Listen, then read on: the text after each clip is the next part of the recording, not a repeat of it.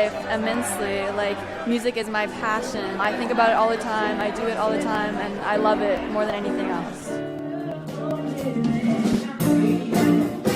So Asheville Music School, we teach music lessons, we do outreach in the community, we provide scholarships. And the scholarship program provides music lessons, instruments, and ensemble participation to students in financial need. And one of our big goals at the music school is to keep music accessible to people in Asheville and Western North Carolina. We're a nonprofit organization, so we raise money to help us do that, to bring music to places like Blue Ridge Home, the Veterans Restoration Quarters. We want people to have access to music who otherwise would not have it. It's always a pleasure when the kids, the guys and girls, show up and play for the men that actually need a little, pick me up. Like maybe 2 weeks ago, we went to Care Partners and to play for like the residents that lived there, and I just loved seeing them like light up when they saw us. So I primarily teach contemporary piano, but I also do a little bit of guitar, bass, and drums. Yes. I have lead outreach ensembles. I have 2 all-female rock bands. They have 5 or 6 members in them. They select all their own music, and then there's usually 2 or 3 performance opportunities for them every semester. I would say probably the biggest thing the music school has given us is confidence. So not just confidence as a musician, but yeah, just be a confident person.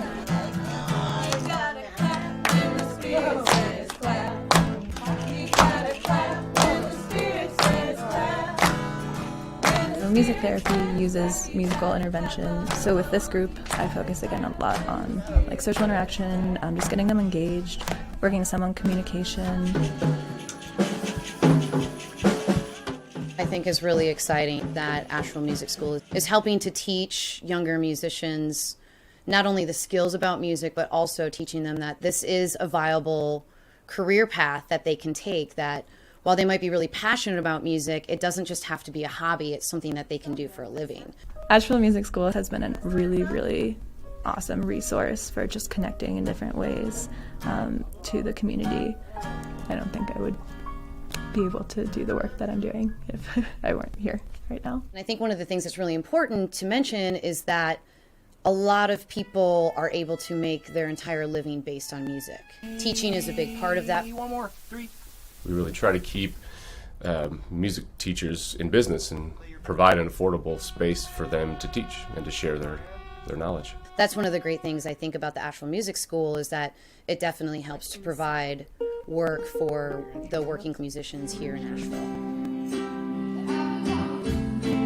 When I talk to people about donating to Asheville Music School, I talk about it as an investment into the music culture of Asheville in Western North Carolina.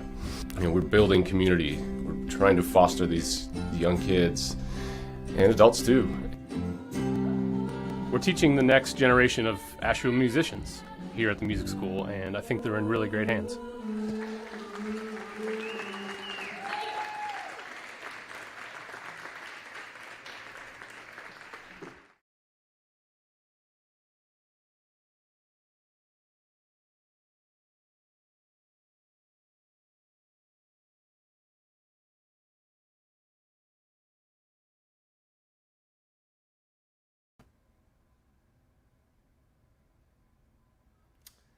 Good evening.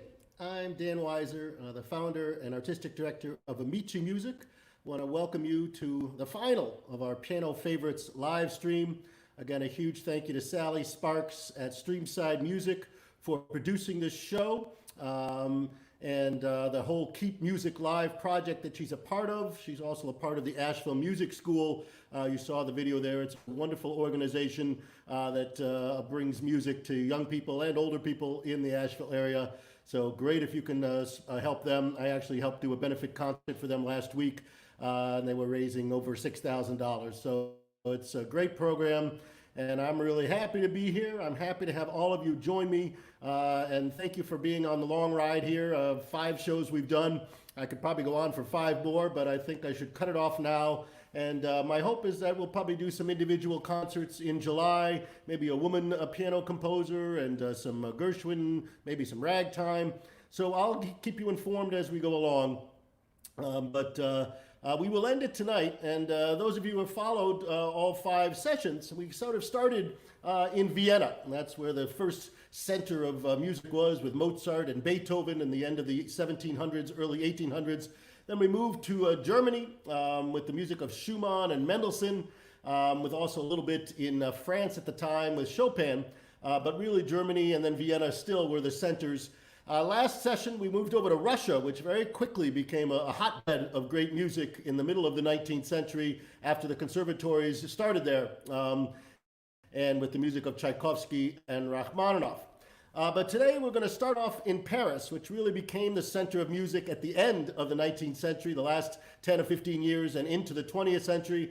And then we're going to end in America, which then became the center when jazz, ragtime, and the blues came. And also then when all of the composers fled Europe during World War II and the years before that, many of them coming to Hollywood to live there. So it's a great journey. In the middle, we're also going to hear some great Spanish composers who spent a lot of time in Paris, but brought their national music with them. I wanted to begin, though, with really one of the great composers of all time, Claude Debussy.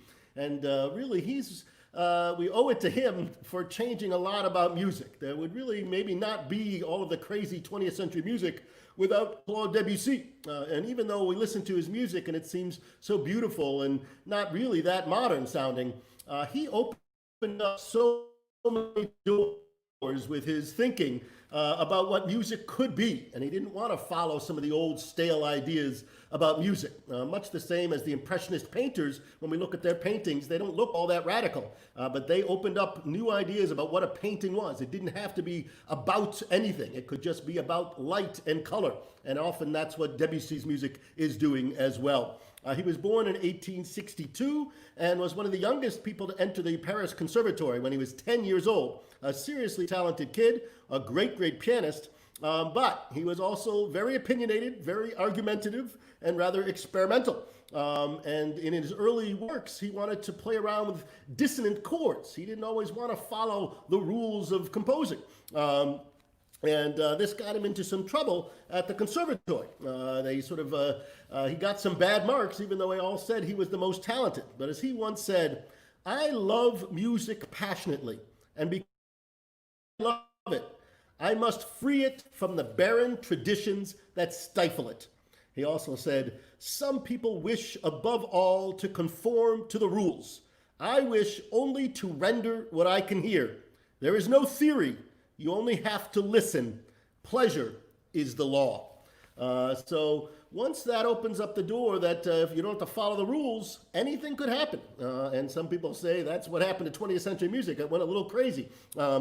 Debussy actually spent his years of when he was 18, 19, and 20 in Russia, hanging out with Nadezhda von Meck and her family.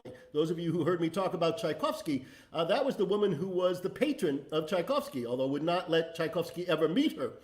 So Debussy was hanging out there as a kind of piano teacher to her children, and he actually even wrote a four-hand piano version of Swan Lake by Tchaikovsky while he was there.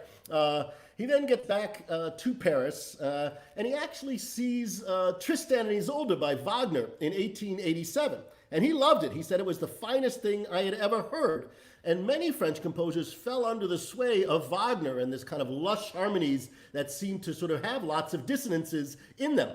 But as Debussy sort of perceptively said, he said, "Wagner was a beautiful sunset that was mistaken for a dawn." He thought there was a dead end with where Wagner was going, and he wanted to open up new chords, new scales. And so he began to write some very, very beautiful music. I want to start off with his first arabesque that he writes in 1888. You may have heard this before. It has a sort of feeling like waterfalls and outdoor nature. Here is the arabesque by Debussy.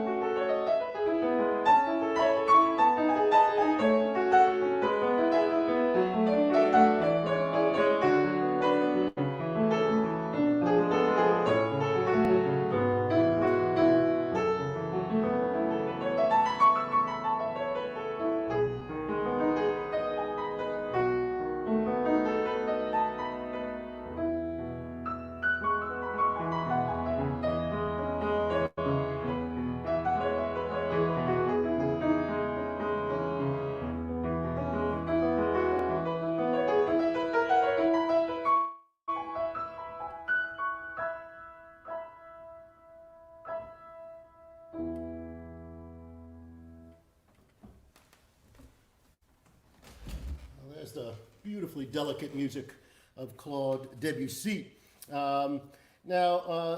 Debussy loved nature imagery, and he said, music is the expression of the movement of the waters, the play of the curves described by changing breezes. And he also once famously said, music is the silence between the notes.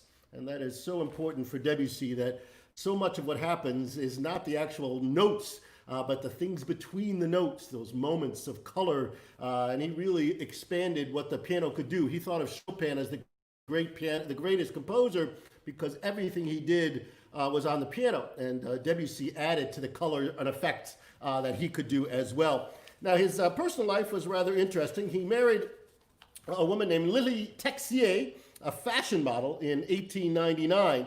But she was rather intellectually limited, as he said, and not very musical. Didn't really care much about his career. And so he had a couple different affairs. The most famous one was with Emma Bardock, who was a well-known singer, the wife of a wealthy banker. And I mentioned last week that Gabriel Fauré was in love with Emma Bardock, and his famous Dolly suite was actually written for her daughter, Dolly, that she had with the banker.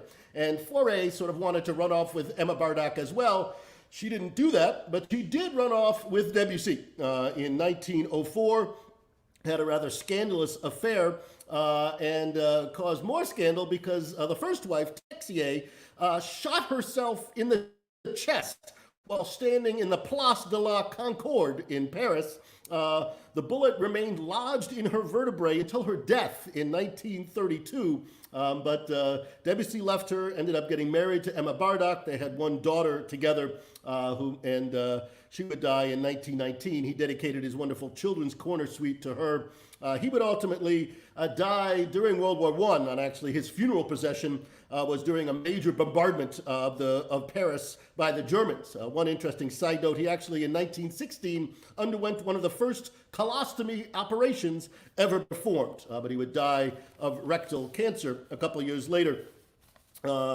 He also had a wonderful quote about opera. He did write one opera, Pelléas and Melisande, which was not hugely successful, largely because it's not a lot of singing. There's a lot more orchestra in it. But as he said, in opera, there is always far too much singing. And he certainly followed that. And I wanted to read one last quote before I play his beautiful Clair de Lune. This is Debussy in a 1911 interview talking about nature. He said, "I have made mysterious nature my religion. When I gaze at a sunset sky and spend hours contemplating its marvelous, ever-changing beauty, an extraordinary emotion overwhelms me. Nature, in all its vastness, is truthfully reflected in my sincere, though feeble soul.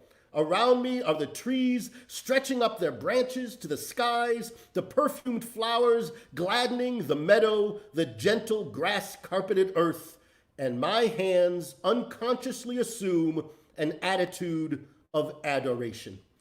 So we adore Debussy's music. This is his very famous Clair de Lune.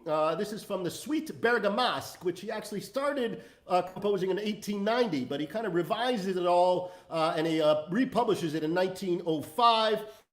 Clair de Lune meaning moonlight, and this is based upon the poetry of Paul Verlaine, who had this wonderful imagery and of course about the nature and how you can have dappled light and reflections of light. Here's Clair de Lune by Claude Debussy.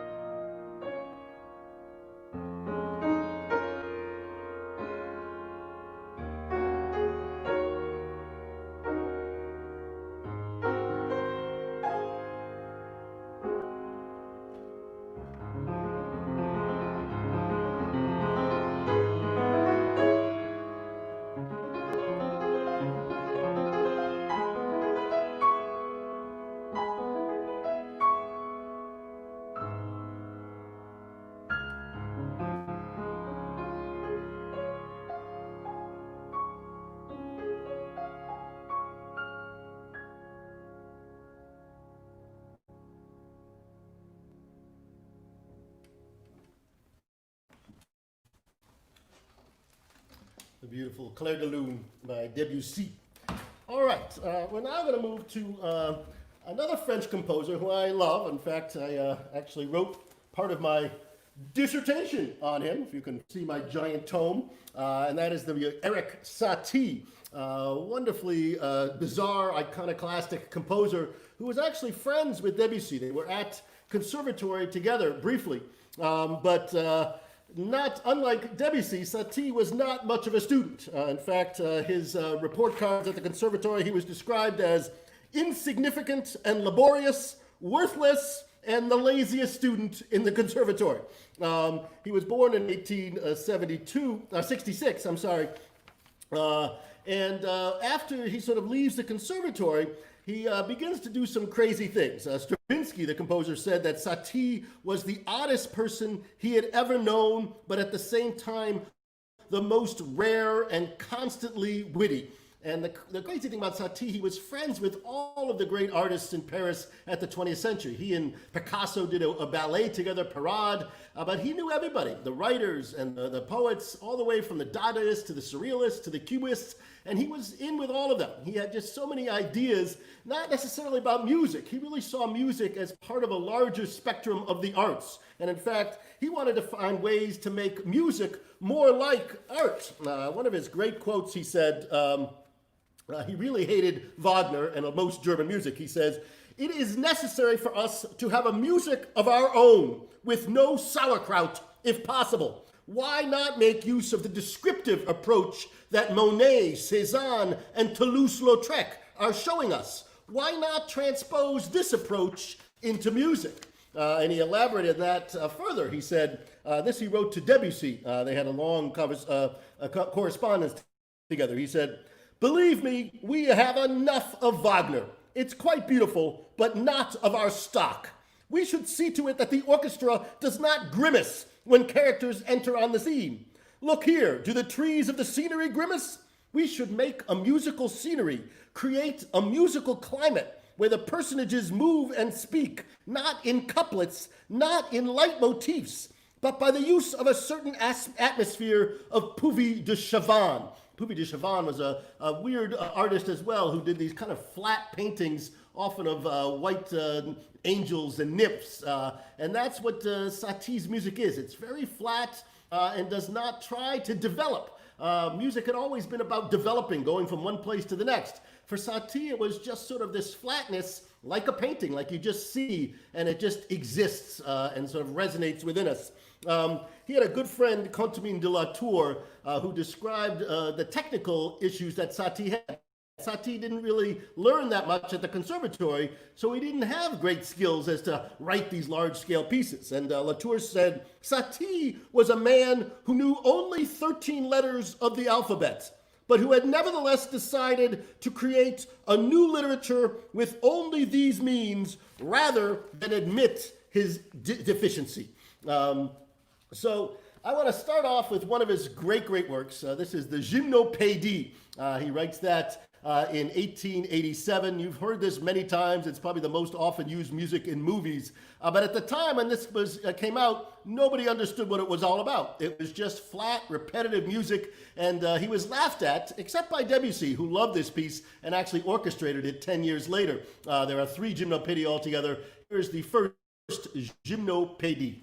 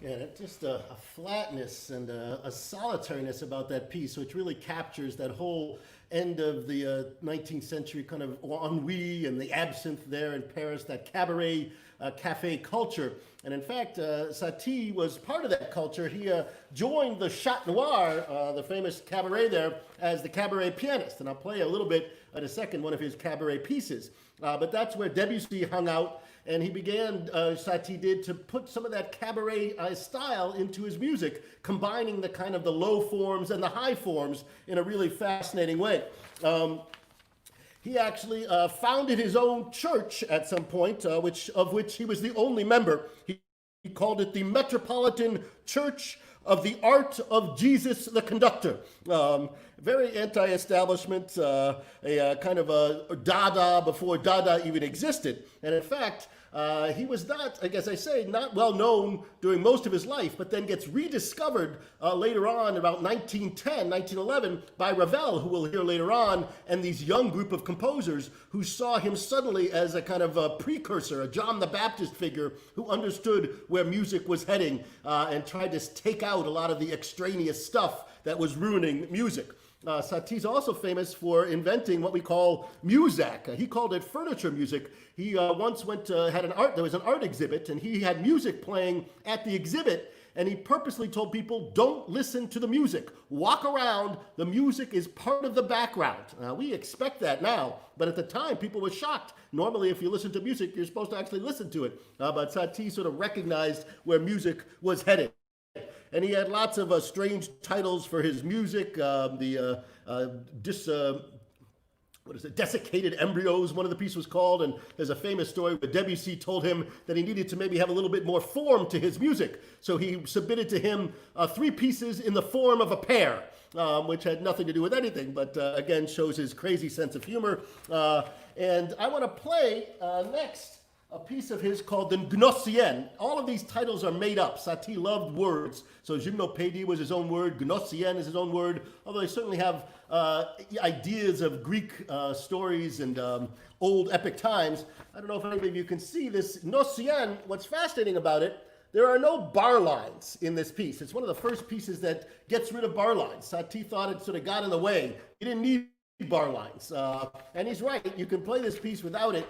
They usually sort of help you keep a beat, but there's no reason for them. He also added little words in this in French just for the performer to read. One of them says, advise yourself wisely. Another one says, you are very lost. And then one at the end says, open your head. Again, nonsense stuff just for our own purposes. You'll probably recognize this one. This is the Gnossienne from 1890.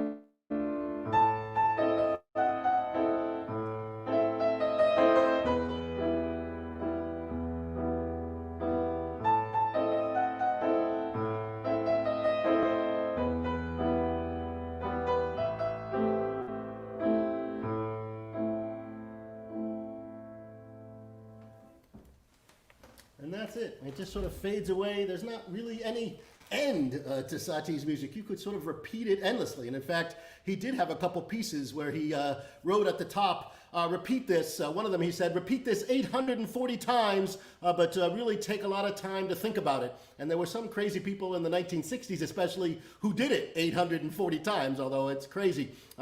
So there is a sense in his music of just sort of coming in at the middle of something, and then you think the music's going to keep going whether you're there or not. And I wanted to, he had went to one, oops, let me see this. I dropped all my stuff. Where did it go? Here we go. During the time he was in the cabaret, he wrote a wonderful piece called Je te veux, or I Want You, for a singer named Paulette Darty. And I wanted to play that, leaving Satie, the last piece.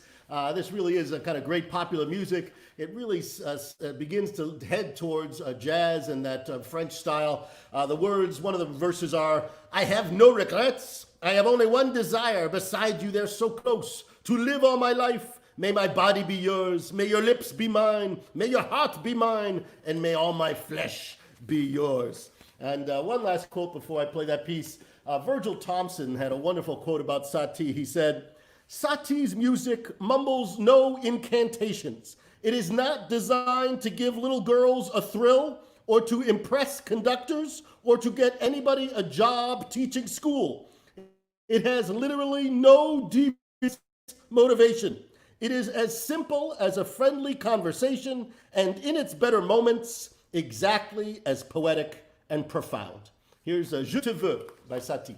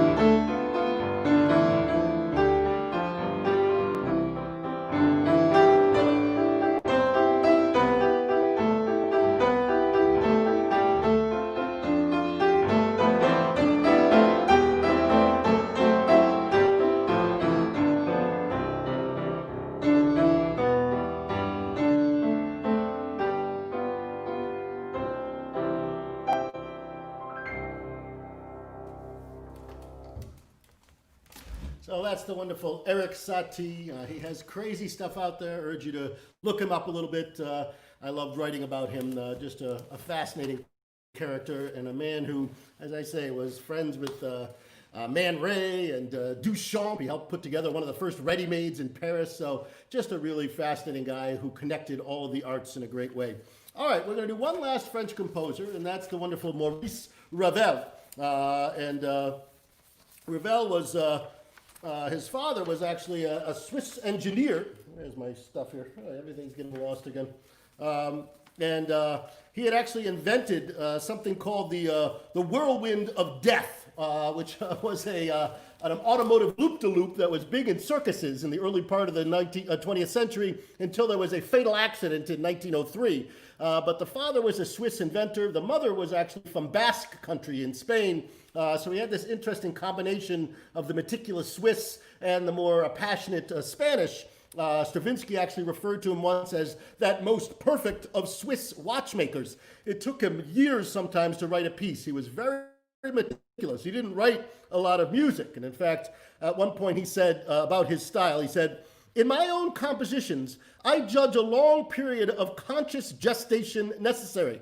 During this interval, I come progressively and with growing precision to see the form and the evolution that the final work will take in its tonality. Thus, I can be occupied for several years with one piece without writing a single note of the work, after which composition goes relatively quickly. But one must spend much time in eliminating all that could be regarded as superfluous in order to realize as completely as possible the definitive clarity so much desired. The moment arrives when new conceptions must be formulated for the final composition, but they cannot be artificially forced, for they come only of their own accord, often deriving their original from some far-off perception and only manifesting themselves after many long years." So he really struggled with works, but the ones that he did are really quite fantastic. I think there's only 60 works altogether. And I'm going to play a very famous work of his called a pavane for a dead princess, or pavane pour un enfant défunt, as it is in French. And in fact, the alliteration of the title really is what got him interested. And some people, he thinks, read too much into the piece. He said, "When I put together the words that make up this title, my only thought was the pleasure of alliteration." But he also was thinking artistically as well. If you know the painting by Velázquez, Las Maninas, of the little princess in that painting, he sort of wanted to evoke the 16th century pavanes and of a young princess, a lament, it's a evocation of this pavane that might have been danced by the princess in the painting. And in fact, he was always horrified about how slow some people played this piece. He said, "I wrote a pavane for a deceased princess, not a deceased pavane for a princess." So you have to be careful not to play it too slowly. We're going to hear about Ravel when we talk about Gershwin. There's a really fascinating connection between those two.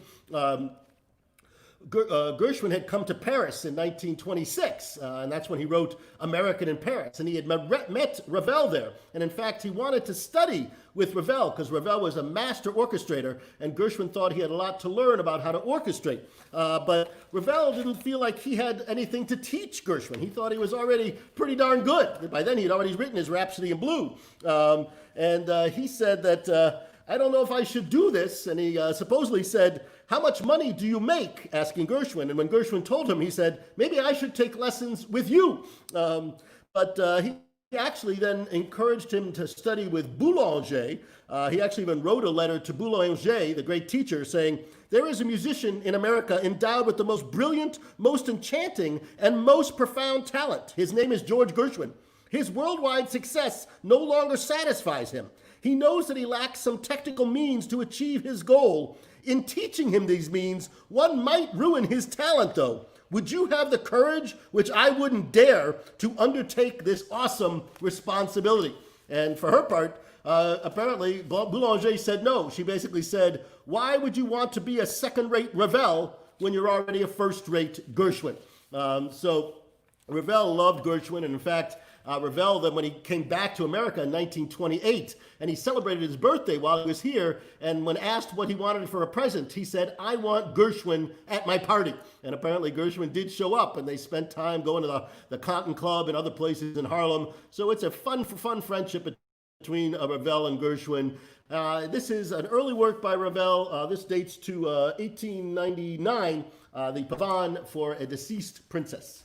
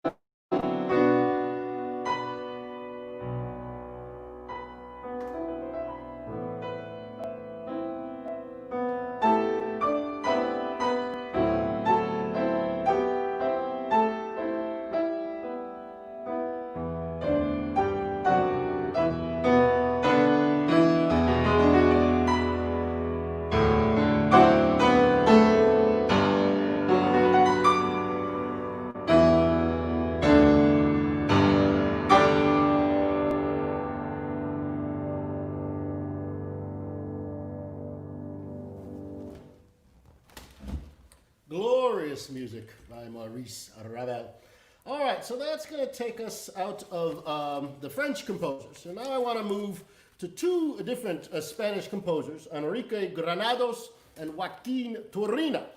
There was a sort of a movement of Spanish composers, Albéniz, De Falla, Granados, Turina, Mampu, who all wanted to get to Paris because that's where these new techniques and ideas, these impressionistic harmonies were there, and they wanted to use those, but then employ their own folk idiom. And I want to talk about Granados first, born in 1867. He dies in 1916 in a sort of terrible accident I'll talk about.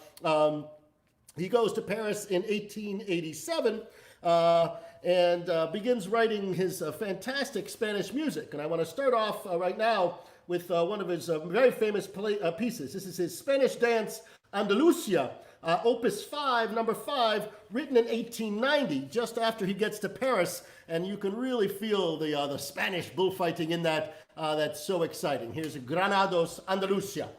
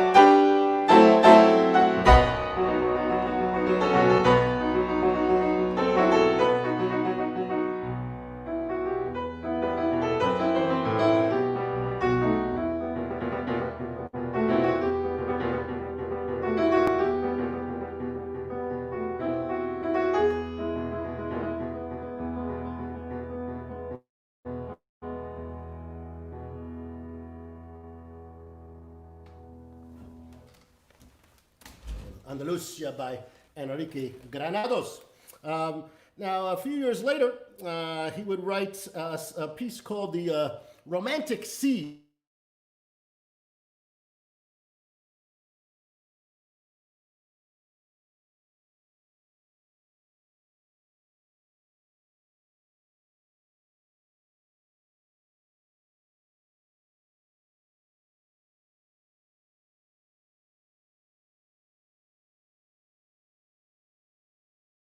this one last piece I'll play, the Epilogo, which is a very beautiful work. Sounds like movie music. But for his own epilogue, Granados had written his most famous work, probably the Goyescas. Speaking of music relating to painting, these were all pieces based on paintings of Francisco Goya.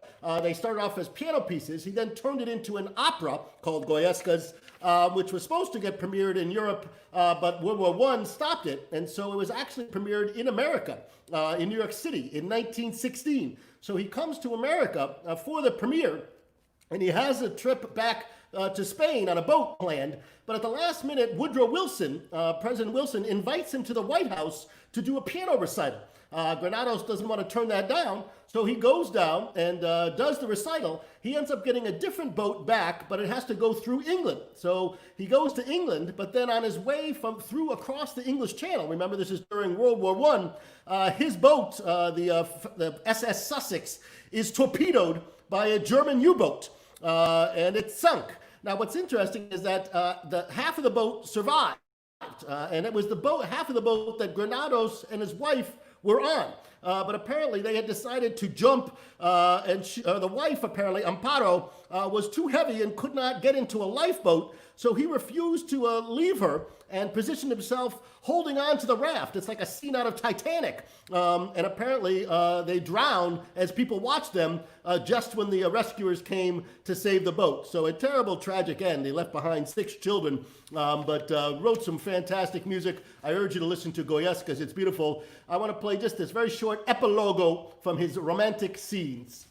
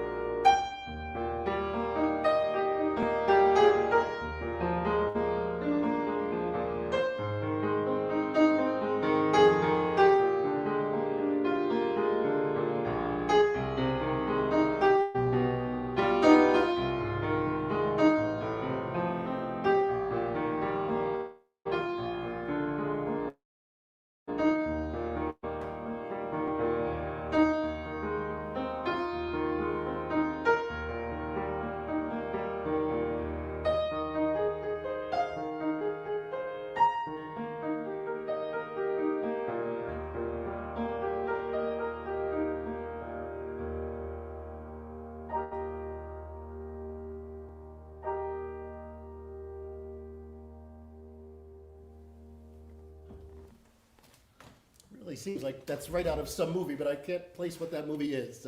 Lovely, lovely music. So that's a little Granados, and now a composer who's not nearly as famous, but I really love his music, and that's Joaquin Turina, born in Sevilla in 1882. He lives a pretty long life until 1949.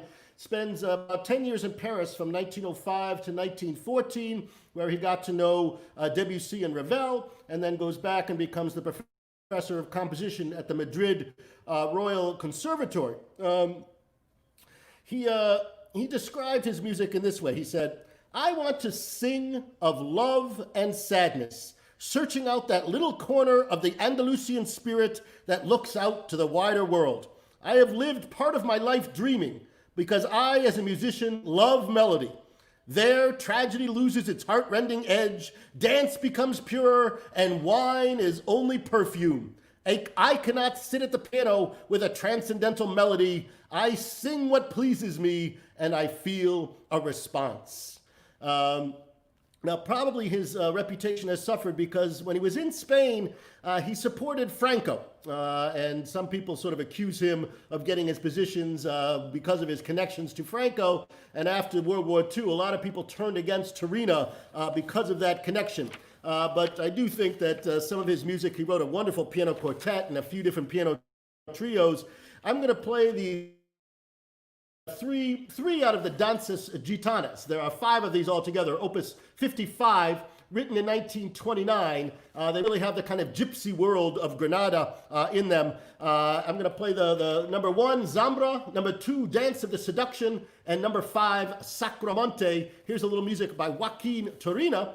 After this, I know you're all excited. My nephew, Noah Tini, is going to perform. My 16-year-old nephew is going to perform some Joplin. I'll talk a little bit about it, and he'll play the Maple Leaf Rag, and then we're going to get close to finishing up as I move into some Gershwin. So first, here's Joaquin Turina.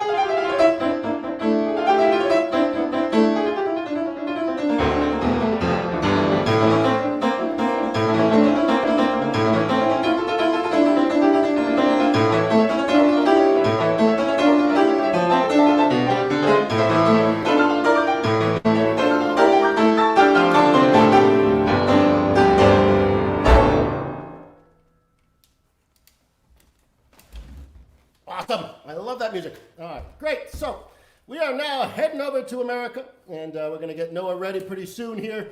I want to talk about the wonderful ragtime music of Scott Joplin.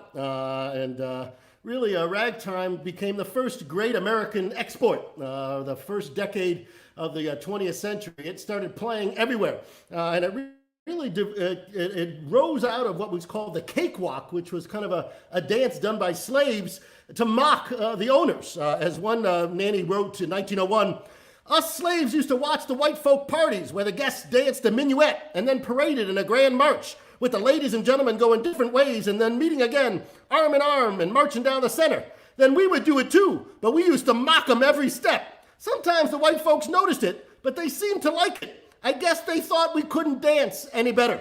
And that's where we get the expression, to take the cake, or a piece of cake, because the winner, the most sort of outlandish of these dancers, would get the piece of cake by the owner.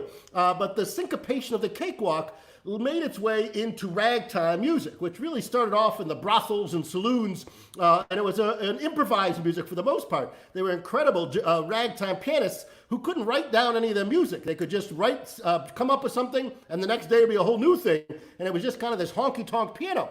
But Scott Joplin was different. He was able to write down his music. He was born in 1868 in Texarkana. His father was a good violinist. His mother was a banjo player. The mother dies when he's 13, and then he sort of runs away from home in order to be a musician. And he starts playing around St. Louis at first and along all the Mississippi there, and eventually makes his way to Sedalia, Missouri. And that's where the Maple Leaf Club is. And it was a gentleman's club, one of these kind of saloons, and he started playing in that club. And that's where he wrote his first great rag, the Maple Leaf Rag. It has nothing to do with Canada. That was written at the Maple Leaf Club. And when he wrote it, he knew it was good. He told his friends, this rag will make me the king of ragtime composers. And he was absolutely right. And so we'll give you a big sense of that. Please put your hands together and welcome my nephew, Noah Tini. He's doing this for charity for the Adirondack Wildlife Refuge, if you wanted to make a donation while he's playing to that cause. Here's Noah.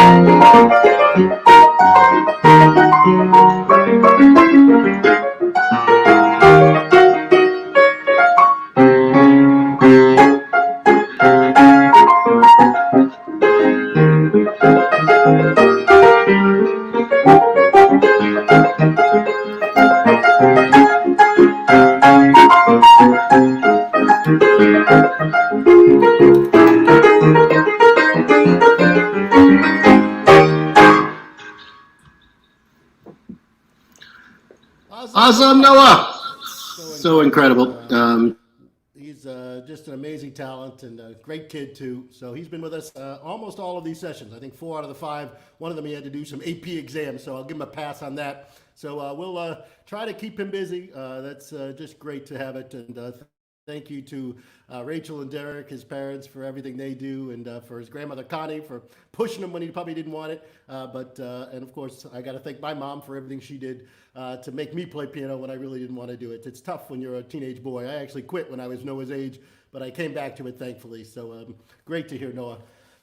And if you wanted to make a donation to Amici Music for when I'm playing, we'd love to have it. It's been a tough time for live music in the past couple months, but we're keeping trying to play as much as we can. And in fact, this Thursday night, I hope you can join us. We're doing a 2-piano live stream concert. Myself and Daniel Lau, a fantastic pianist here in Baltimore. We were at Peabody Conservatory about 20 years ago together. We got a great program. Mozart, Rachmaninoff, Arensky, Guastavino, who's a great Argentinian composer, a little Bizet, a little Cole Porter as well. That's Thursday at 7:30. You can check out the amicimusic.org website for the link to that stream if you need it. That's a free concert, but again, any donation you want to make to Amici Music, we would be really glad to have it. All right, I got to get going because I'm going to go on for 8 hours here, but I got a couple more pieces I want to play before I get to Gershwin.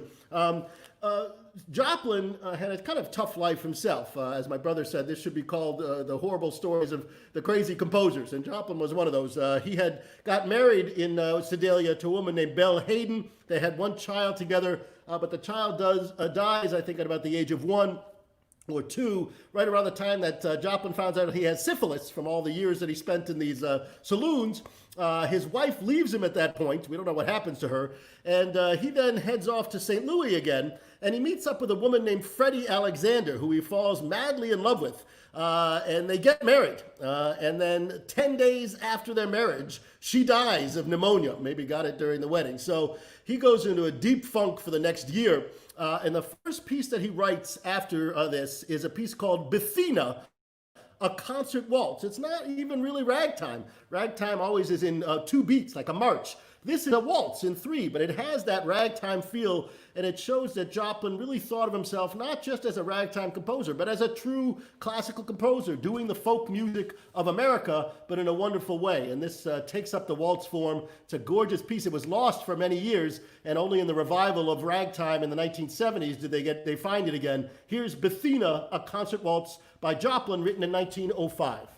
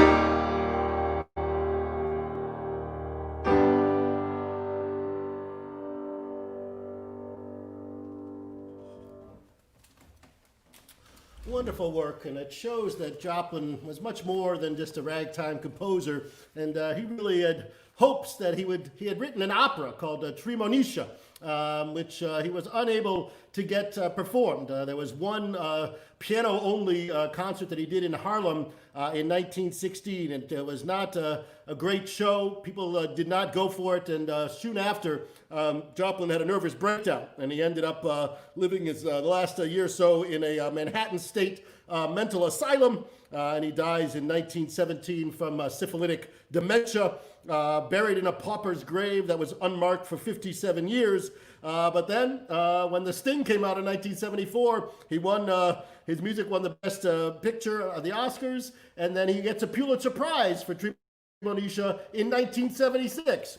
50 years too late, but he actually always said that. He said that he would be famous 50 years after he died, and he was absolutely correct. Now, ragtime kept going, although it started moving away into the cities and into white America. It was in the Midwest. There were a lot of women composers in the Midwest, and especially into New York, into the big cities. And there was a lot of fear amongst a lot of the white people that the world was coming to an end. It sort of feels a little bit like today that some of the things that are going on. Here's a story in the Musical Digest of 1915 talking about ragtime music. It says, "The counters of our music stores are now loaded with this virulent poison, which in the form of a malarious epidemic is finding its way into the homes and brains of our youth to such an extent as to arouse one's suspicions of their sanity. This is an evil music that has crept into our homes and the hearts of our people and must be wiped out, as other bad and dangerous epidemics have been. A person once inoculated with the ragtime fever is like one addicted to strong drink. Ragtime is syncopation gone mad, and its victims, in my opinion, can only be treated successfully like a dog with rabies." So there was a lot of fear. It's all the same thing that happened with rock and roll and with rap music as well. Anytime a little bit of that black culture seeps in there, there are some religious and racist overtones to the responses. There's one great response from Igor Stravinsky, the Russian composer. He said, "I know little about American music except that of ragtime, but I consider that unrivaled. It's veritable art, and I can never get enough of it to satisfy me. I am convinced of the absolute truth of utterance in that form of American art. God forbid that you Americans should ever compose symphonies and fugues." A little backhanded comment there. But I wanted to finish one last ragtime piece. Many of you heard Noah last week play Rachmaninoff's very famous C-sharp prelude, which goes like this. Very famous, and he had to play that at all his concerts. And there was a concert he played at Carnegie Hall in 1917. And in the audience was a famous ragtime composer named George Cobb, who was known for taking famous tunes and turning them into ragtime. He did one for the Peer Gynt suite that I played by Grieg, and it caused a scandal in Norway. They thought they were desecrating their national hero. He called it Peter Gynt, but it's very funny. And so he was at that concert and apparently went to a restaurant afterwards, and his friend dared him to do a ragtime version of the C-sharp minor prelude, and he apparently started playing what would become his Russian rag. It turns out Rachmaninoff was in the restaurant as well. And after Cobb finished, he apparently went up to Cobb and he said, "It's a nice melody, but you've got the rhythm all wrong." But I think in the end, he kind of liked this. So I wanted to just play the Russian Rag by George Cobb from 1918.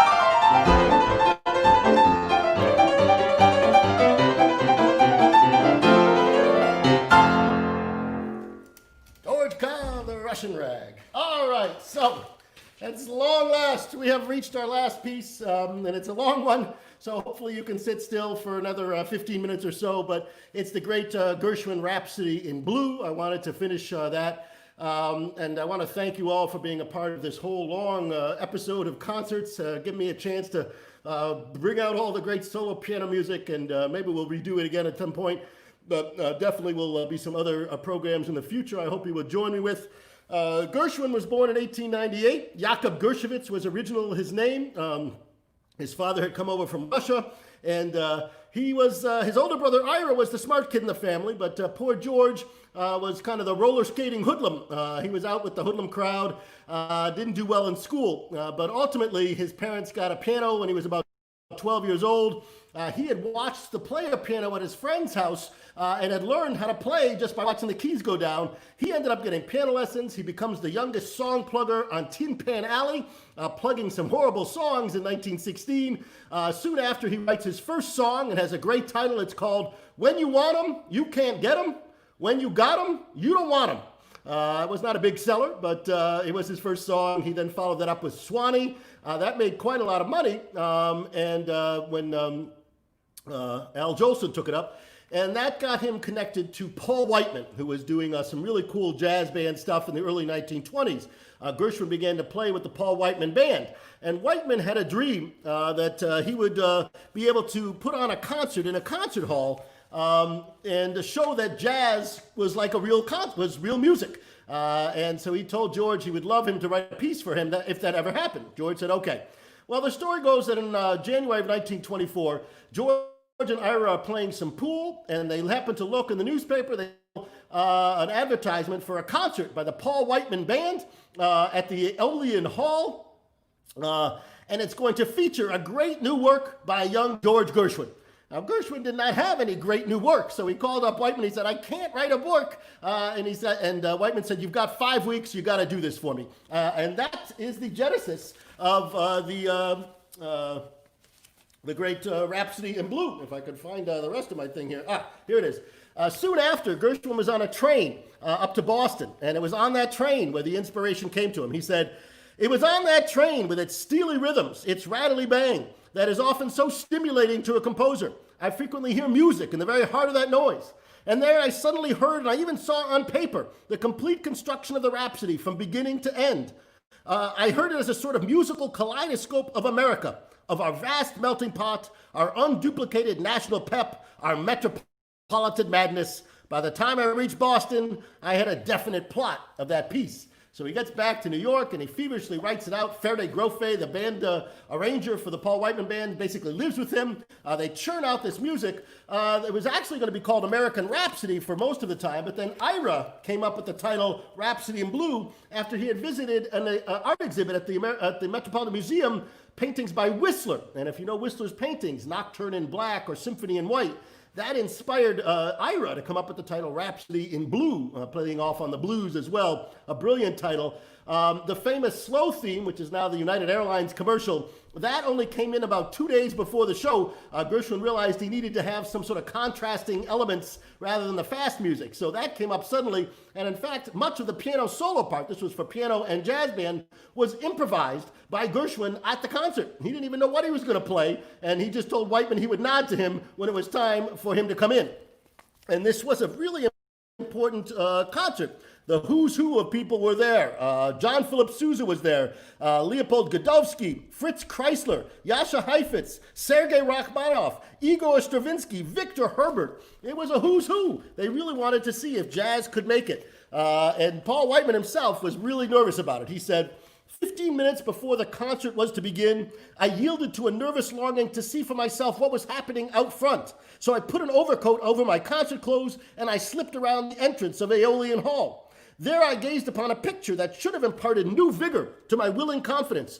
It was snowing, but men and women were fighting to get in the door, pulling and mauling each other as they sometimes do at a baseball game or a prize fight or in the subway. Such was my state of mind by this time that I wondered if I had actually come to the right entrance. Then I saw Victor Herbert going in. It was the right entrance, sure enough. The next day, the ticket office people said they could have sold out the house 10 times over. I went backstage again, more scared than ever. Black fear possessed me. I paced the floor, I gnawed my thumbs. I vowed I would give $5,000 if we could stop right then and there. Now that the audience had come, perhaps I really had nothing to offer them at all. Finally, there was no longer any way of postponing the evil moment. The curtain went up, and before I could dash forth, as I was tempted to do, and announce there would not be a concert, we were in the midst of it. And Gershwin's piece came very much towards the end. I think it was the second to last piece. And when Ross Gorman did that beautiful klezmer kind of slide up to begin with it, just a fascinating, great moment, people sat down and they knew they were in for something special. And Paul Whiteman wrote about this. He said, "Somewhere in the middle of that score, I began to cry. When I came to myself, I was 11 pages along. To this day, I cannot tell you how I conducted that far." So it's a masterful work. I'm just going to do a solo version, Rhapsody in Blue by George Gershwin.